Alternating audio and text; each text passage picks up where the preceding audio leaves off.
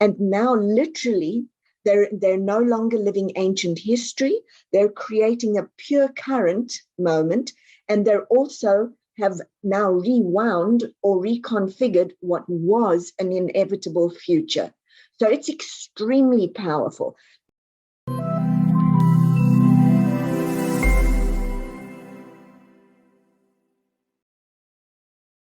Welcome back to Enthusiastically Spiritual. I'm your host, Teresa. Our journeys are ultimately about our soul's growth. I believe a big part of this growth is through being in relationships with others. Relationships are wonderful and challenging. Some require more work than others, but have you ever thought about how each person carries forward issues from people who have come before them? The obstacles and challenges they faced in their lives may still be playing out in our lives and the lives of those around us. In this episode, my guest has come to shed some light on how we can begin looking at lineage and inner healing on a whole new level. Her name is JUDY WILKINS-SMITH, and she is the author of Decoding Your Emotional Blueprint, a powerful guide to transformation through disentangling multigenerational patterns. JUDY is a highly regarded systemic work and constellations expert, coach, thought partner, and motivational speaker. She is passionate about individual growth, visionary leadership, and positive, accelerated global change. JUDY explores limiting and liberating patterns in personal and organizational systems and the points at which they intersect and uses them to create growth and success. As the founder of Systemic Dynamics for individuals and organizations, she has 18 years of expertise in assisting high-performance individuals, Fortune 500 executives, and legacy families to ending limiting cycles, embrace adventure, and reframe challenges into lasting breakthroughs and peak performance. Welcome, JUDY. Hi, Teresa. It's lovely to be with you today. Well, I want to go and dive into what took you down the road to finding this beautiful work to help others with. It's such an interesting story. My father had been killed here in the US, and it was a question of either write books or go crazy. And I figured writing books was probably a better alternative. And I was doing research for one of the books, and I bumped into this work. And the person who was doing it said to me, "Come and study with me, and I'll help you with a book." So I went and studied the work and got zero help with the book, just saying. But that started me down that path, and I started working with people, and eventually that led to a lot of what I do today, which is working with executives, C-suite executives, legacy families, high-profile individuals. And then they said to me, "Well, can you do that for organizations?" So I went and studied in the Netherlands, came back, started doing both of those things. So then it was team and individual, but really began to understand that people kept saying to me, "That's good, and I get it, and then what?" And the "and then what" piece was what intrigued me the most. So I started down the "and then what" path, and I began to understand that, at all times, you've got two sets of patterns, one lot trying to stop and one lot trying to start. So the multi-generational ones that no longer serve are saying to you, "Turn me into wisdom and write your chapter, the chapter that only you can write." And so it's looking at what's trying to stop, what was its gift, giving it its place, and then moving into something new and doing it differently. And in doing so, expanding your emotional DNA and the emotional DNA of the system. Wow. And so I will obviously say up front that I've done this work, I've done the constellation, or I should say I've experienced a constellation. And so I want to dive a little bit into what is a constellation, so my listeners can understand that, and then we'll dive a little more into the experience because it's amazing. Perfect. So it's difficult to explain and it's not, but here we go. If you were to look at a chessboard, it's like a 3D experience. If you put all of those pieces on, you start to have a very different sense of what's going on in your life. So what we typically do, or what I do at live events, is somebody will come in with an issue, and we explore the issue, we take a history, we identify the components of that issue, and then I ask them to select representatives for each part or each component. And then give me a picture of what that's like. In other words, put it in spatial relationship so that we can see who looks in, who looks out, who's close, who's distant, who is engaged, who's disengaged. And very quickly, it begins to elicit the systemic language and the systemic movement and the patterns. So it starts to show you the patterns. And when you start to take your issue and you put it or pair it with what's going on here, you can quite quickly see where it came from, what its effects are, how it's either limiting or empowering you, and what it is that you need to do. Now, the beauty of this is it's a multi-sensory experience, as you know. You're seeing it, you're hearing it, sometimes you're tasting it, you're touching it, you're feeling it. And because it's a multi-sensory experience, it becomes an embodied experience. And then you get a whole set of what you call ahas. This is when people talk about the aha moment. This is where people go, oh my goodness, you mean it wasn't about me, and the first penny drops. Oh my goodness, you mean this is why it's here, and the second penny drops. Oh, good grief, you mean this is my purpose? And all of a sudden, they start rewiring the brain, rewiring the head, heart, and gut. And now literally, they're no longer living ancient history. They're creating a pure current moment. And they're also have now rewound or reconfigured what was an inevitable future. So it's extremely powerful. People will, and you know this, people will often say to me, I've been working on this for 20 years. How is it possible to shift it in an hour or an hour and a half? Some of that is because we're making the invisible visible and the unconscious conscious for the first time. And we're listening to what we tell ourselves instead of just letting it whiz by. And we are a wealth of information. We have all the information we need. We just don't listen to it. Right, right. So I've done both ways. I've had a constellation session done on my family with my ex-husband, my girls at that point where we were at and what things were going on then. And then I also have stepped in and been a person, a representative for a person that was going through something. Right. My God, Judy, that was the most powerful and the most incredible experience I've ever had. Like, it's almost bringing tears in my eyes just thinking about it, because I represented this person. I want to say it was the mother, and it was so profound, the emotional healing and the things that came forward for this person. And it was so, I felt so honored. I felt so filled with such gratitude for being able to be present and just hold space and be the representative for what I was there to do. And it was the most powerful experience I've ever had. And that doesn't surprise me, because what people don't understand is they will say to me often, it's not possible for me to sense into somebody else's system. How do we do that? What is this? Yes, it's possible. Think about watching something like The Voice or American Idol, where you see one of those people suddenly get that jolt and have their moment.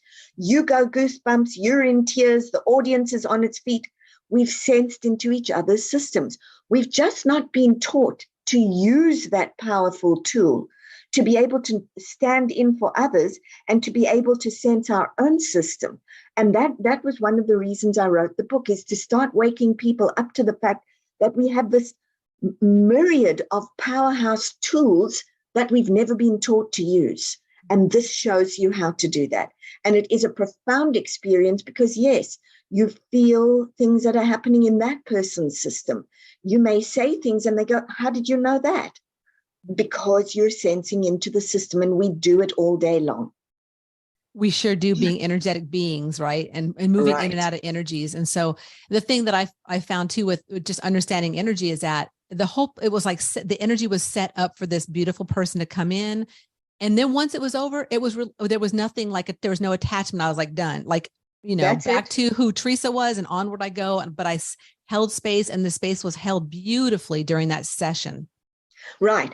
And you will see some people, you're good. Some people get stuck in it. And so what you've got to do is then just disentangle them from that system, because it can feel fairly hypnotic. It's almost like a systemic trance.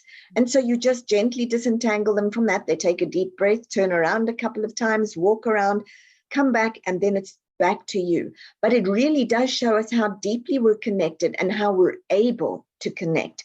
Again, we've just never been taught. We've been taught that we are very limited, finite beings. We are not. Right. We're far from it, right, Judy? Very far from it. And when you do this work, you understand that at a very deep level. So I'll tell you, before I had this session with you, this interview, about 2 weeks ago, I started reading your book and going through it. And boy, did it bring up a lot for my husband and I and our children, who are all in their 20s, and they're all going through all kinds of stuff. We went through a divorce in 2017, and they're all where they're at. But it also made me look at, and him look at too, where a lot of what they're going through is not even about us. It's about the lineage. And looking back at, like, my girls, they have a lineage of one of their grandmothers does not talk to any of her family and never has talked about him. Yes. And so now they're disconnected from me. And so the pattern, and who knows how far back. Yes, yeah. Judy. Yeah. And so you want to know, why doesn't grandmother talk to the family? What happened? What was the event? Because an event is what creates the reactions and the thoughts, the feelings, the actions, the mindsets, the patterns. And then we say, well, that's the truth. Only it's not. It's your truth, and you can change it anytime you want to. But your girls are very clearly showing, okay, grandma not got excluded, but excluded herself. Now we're going to exclude ourselves until somebody looks and says, what's going on? Stop. How do we do this differently?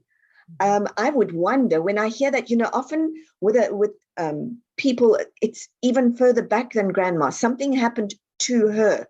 So what is it that happened in the system that disconnected her from the siblings, or from her parents, and these ones from their parents? What is it that's asking to be included that's not being seen? Yeah. And I know, can't we also do this work? Like, I could do it for the family in representing for, like the lineage of my daughters and true. Is that true? You can you cannot interfere in theirs. It'll stop.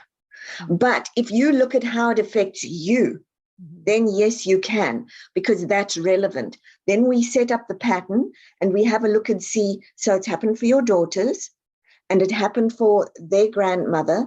And what is the pattern? Where did that come from? What was the fight? What was the explosion? Because the explosion, or whatever it was, is asking to be seen. It's when we don't resolve things that they become issues. And so, of course, in my family, sometimes they say to me, just let it go, sweep it under the carpet. And I'm like, no, we don't do that. When there's a beautiful movie called Encanto. It's a Disney movie. And in the movie, there's a song called We Don't Talk About Bruno. Well, We Don't Talk About Bruno is code for everything that we don't talk about in our families. But here's the problem. The system family systems don't mind if we don't talk about it, they will. And they're going to keep talking through all of the generations. And with each generation, it gets louder and louder, even though the details of the events get softer and softer, until somebody goes, I can't do this anymore. We've got to change this. And then what was dismembered is re-membered, put back into the system. And so it's as though you're restoring pages into a history book. You can't have a history without all the pages. It's not possible. And that one, I'll tell you, is Kara Bibi Schroeder at the Hellinger Institute. She always talks about the pages of history. If you tear one out, it's incomplete. Yes, of course. And we need them all. Right. Because it's part of us. And so I want to dive a little bit into, this is obviously really deep, and it's the physical DNA that we can also receive from our ancestors. I'd like to talk a little bit how we inherit some of that. Actually, it's the epigenetic or emotional DNA that we inherit. But here's what happens. If there's a strong enough emotional event, now that may be anything for us. I mean, it may be somebody called me a name and that was awful. It doesn't have to be World War II, but something that's significant for us. If it's strong enough, it creates an imprint on the genome that then becomes a blueprint for generations of successive behavior. But in addition to that, we have genes with receptors that are activated or deactivated. And we know that the emotional DNA is what regulates them up or down. So now you have people with stress, or you have people with conditions, and it's triggering those receptors.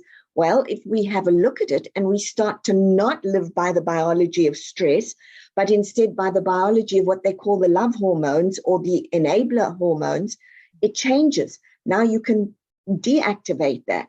So yes, the one is having an effect on the other, and this is now very well researched. And in addition to that, we then go into neuroscience and start saying to people, do you understand? The brain is neuroplastic. One new thought, one new feeling, one new action, and suddenly you're in a quantum field. You're no longer the same being. You've switched the pattern. You, the being, have thought or created a new pattern or brought a new pattern into being. So now your inevitable future is no longer. Now something different is possible. Literally, one new thought, one new feeling, one new action, and it has to be, the brain has to tell the body a story that the body believes.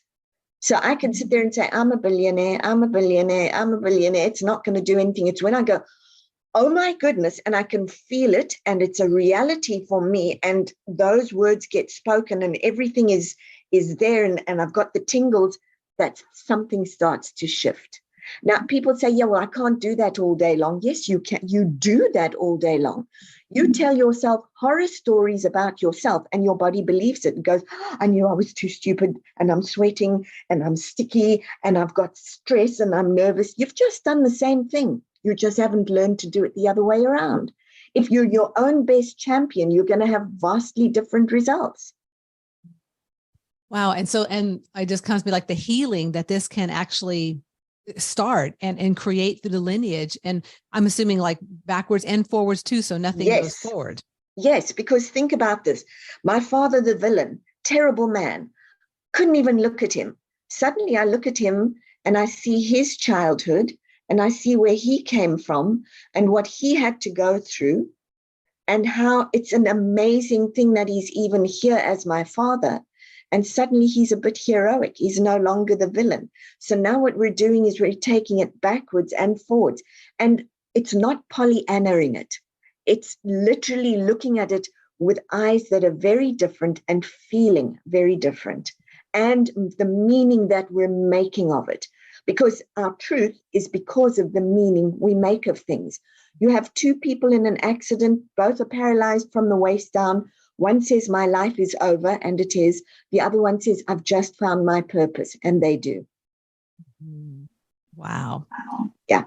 When I was going through the book this morning, because I kind of go through and I'm like, okay, Spirit, what do you want to show me for today, right? So I was shown Systemic Stepping Stone number 24, alcoholism. Okay. So this goes down on both sides of my family, paternal, maternal, to my mom, to my brother who died of alcoholism. My dad died of alcoholism. Many other people in the family have died of alcoholism. And so, and my mom, she is attracted to alcoholics her whole life. It's so, yeah. And so I was like, wow, it's a big one. And even today in the world that we're living in and all that we're going through, a lot of people are drinking, and a lot of that alcoholism is in society, and, drink and go there or whatever. So I want to talk a little bit about that, because you have some really amazing words around alcoholism in the book. Yeah. Alcoholism is generally regarded as a slow suicide, and it's not being able to stay present to what's happening. So you want to know again, what was the precipitating event that was too much for somebody to stay present for? And so they choose alcohol, and they disappear to what's happening right now, or they disappear to life. And with alcoholism, of course, if they've inherited it, what you've got is an unconscious loyalty. My dear dad, you couldn't stay present, me either. My dear grandfather, you couldn't stay present, dad couldn't stay present, I can't stay present. So we're looking for the person who can look at that and then say, I will stay present. I will look. For all of you who couldn't look, I will look. And then I will give what I see a place in the system because it belongs. The problem is we make so many things bad, terrible, wrong, horrendous, horrific, instead of stopping and going, okay, in this moment, this is scary, it's nasty. What is the gift? What is it asking me to look at and open to? I remember my mom recently completed a 2-year cancer journey. And I remember when she got the diagnosis, being horrified and feeling my world start to implode, and then walking out into the hallway and going, you have to stop right now, and you have to be very aware of the choices you're about to make, because this is going to become your new truth. And I can remember walking up and down going, this is not mine. I know where it came from. I can walk with you on the journey. I can't take it on as my own. This doesn't belong to me. There was another piece. She'd waited a long time to tell me that she was in pain. And in our family, there's a whole thing of don't go to the doctors too quickly. That's just silly. Because in South Africa, you don't. We're very unwussy. We tend to be a little bit more stoic. And so she'd taken a long time. And of course, it had grown into what we dealt with. And I can remember thinking, can't do that anymore. Got to be aware, be careful, listen. Well, I think it was earlier this year, I'd had a lot of indigestion, and my daughter said, you promised to have that ultrasound done. And I went, yeah. And this is a whole nother story, but bottom line was I actually went for the ultrasound, and they said, yeah, you know that tiny polyp you had? Well, it's grown a bit. Let's just do an MRI. And I was so angry because I didn't want to do any of this stuff. I didn't want to know about it. Long story short, they removed the gallbladder, and the guy said, and I didn't want that either. I said to him, let's not, or let's wait months. And he said, no. And he came back and he said, you know, if you'd waited a longer time, we wouldn't be having the same conversation. And I went, whoa. But here's the other piece. My daughter is my adopted daughter. So you talk about winding things backwards and forwards. She lost her mother when she was 4 years old in one day. Her mother died of cancer. And she decided she was going to be a doctor because she didn't ever want a daughter to have to lose her mother again because the mother didn't get to a doctor.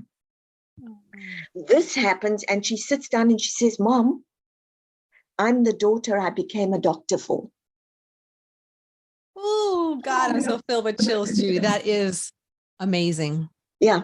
So, and her mom had actually shown up. I was friends with her mom, but her mom actually showed up in some very, very strange ways just before this happened. So we knew, don't mess around when it comes to going to see something, because that lives in the family. Now it's a question of, instead of being scared of medicine, because I have another piece where I have 3 generations who've been killed in medicine.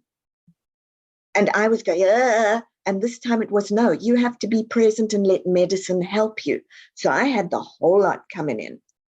Oof, boy. And you know what most people do, right? We have no idea. I mean, you're very present and you're very aware because of the work you're doing. But a lot of people, so where would you suggest someone starts with going down this path of, because this is to me like the onions, like taking off the layers. Right. Where do you suggest people start at, Judy? So I always say to people, take the thing that bothers you the most, sit down with it, and I want you to write what you think about it. So what are your thoughts? What are your feelings? What are the actions you take around it?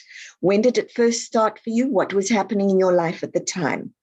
What did you tell yourself about that? What did you make it mean about you? What did you make it mean about others?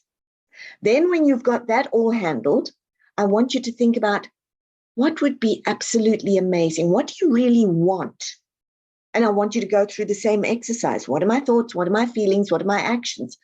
Why is it starting for me now? What am I telling myself about that now?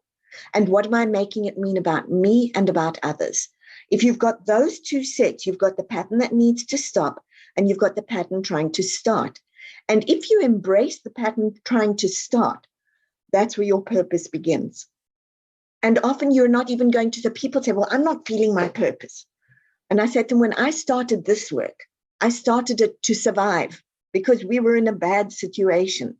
I didn't fall in love with it and see it as purpose until I asked one very important question. What's the adventure? What is possible here? How can I take this out into the world in a way that makes me happy and expands it and gets it to everybody else? And the answer for me was, I love Disney. Okay, so how can I teach it at Disney? And I started teaching what I do. And I do the events one a year at Disney World. I've got one coming up next week. There are 3 other ones that I teach for certification. The 4th one is always at Disney because he never gave up. It didn't begin with a mouse. It began with a lucky rabbit, Lucky Oswald, that was taken away from him. And he had to come back and do it again. He really found his purpose when he said, I want a place where families can come play.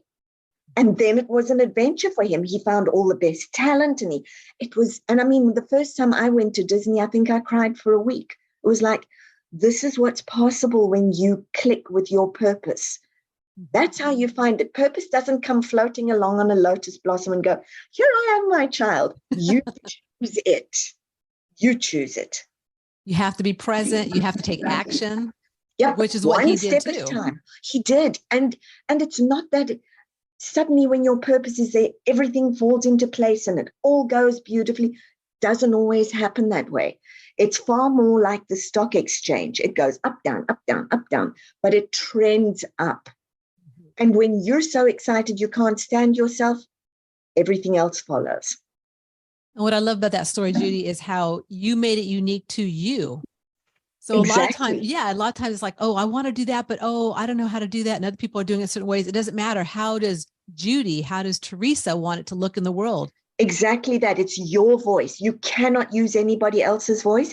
In this work, constellations work, for a long time, I thought I need to do it like that person, and I couldn't get it right. It was only when I stood in my own space and did it my own way that it could come out. And this is so for any purpose.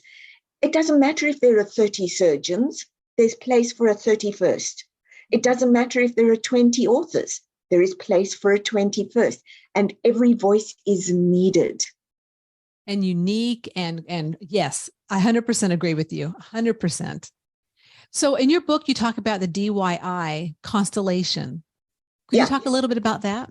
Yeah, so a DIY constellation is teaching you to do this yourself, because so many people say, well, I can't get to you right now, and I really need to do this piece of work, but I'm stuck. And I got tired of hearing I'm stuck, because that's a really bad excuse. So what I did was I said to them, here's the deal. We know that people are very able to transfer thoughts and feelings onto inanimate objects. Mm-hmm. Take pieces of paper, take Post-it. You're going to do exactly as I described in a constellation. Identify your issue, write it down on a piece of paper, put an arrow on the top, because now it becomes a directional marker. Now identify all of the components, and each one goes on a separate piece of paper. Put them down on the floor in relationship to one another. So is the one for mom facing out? Is the one for dad close or further away? And you're going to start realizing what's happening. And then if you're stuck, start walking through it. Walk towards it and listen to what you tell yourself. Stand on it and and listen to what you tell yourself. And people will say, I tell myself anything. Okay, let's look. Put that paper down. I'm not going there. Why not? I don't like them. Listen to what you just told yourself. Why don't you like them? Too dangerous. We're very aware, but we're not taught to use that. This teaches you to do that, and it teaches you as well, you're literally never stuck. If you say you're stuck, it's because you're keeping you stuck. You're not looking. Mm-hmm. And people will say to me, that's very nice. You haven't been in my situation. I've been in some really nasty situations, and eventually got to the point where I've realized, well, darn, I know I've heard those jokes about God sending the boat, but I'm still going to have to get onto the boat. It's me.